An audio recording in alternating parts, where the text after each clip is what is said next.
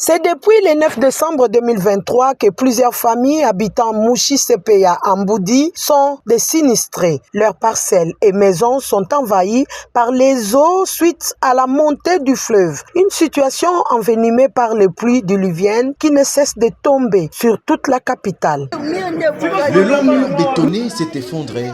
Ce mur séparait les parcelles du fleuve. On se baignait et d'un coup, le mur est cassé.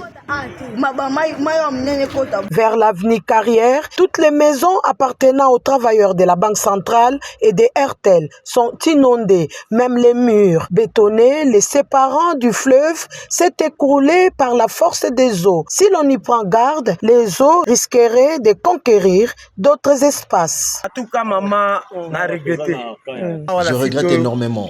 Sur ce site, tout va bien pendant la saison sèche. Étonnant, d'ailleurs, Papa Wemba avait chanté, le fleuve n'est qu'une parcelle, plutôt un passage.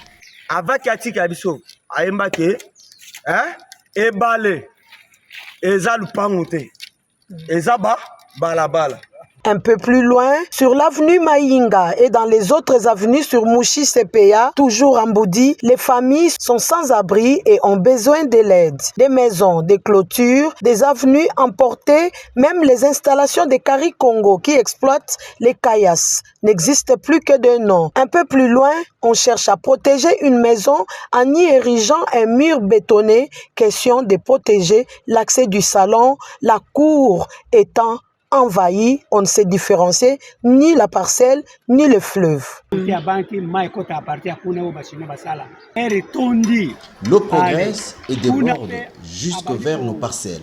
C'est surtout l'exploitation exagérée des caillasses avec les pierres naturelles qui séparaient le site. L'eau progresse et déborde jusque vers nos parcelles. C'est surtout l'exploitation exagérée des caillasses avec les pierres naturelles qui séparaient le site.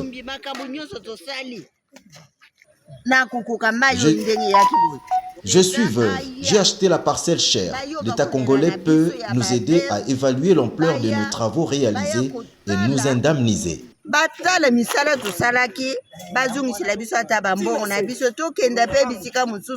À cette allure, si l'on y prend garde, la pylône haute tension de la SNEL risque gros. Selon les témoignages, l'exploitation sauvage des carrières au quartier Mboudi en Ngaliema par certaines usines en dynamitant toutes les pierres qui servaient de protection naturelle provoquerait cette situation. Voilà pourquoi les habitants de ces coins demandent à l'État congolais d'intervenir en interdisant l'exploitation sauvage où il y a des habitations, surtout qu'il n'y a pas de digues dans ces coins. Affaire à suivre.